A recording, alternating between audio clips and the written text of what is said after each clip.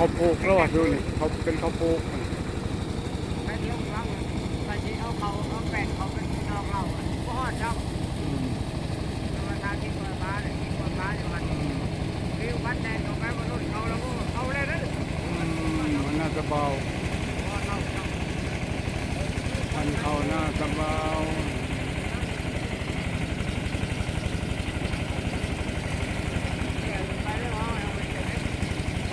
แล้วนี่ก็ไปแล้วแล้วนี่ก็เพื่อนจะทำ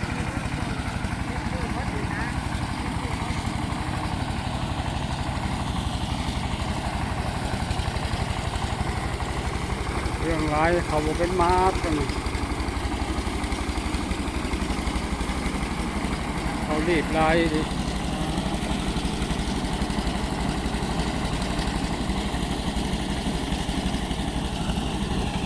เขาบอกเป็นไม่แต่เขารีบไล่เนาะเพราะเขารีบจนว่า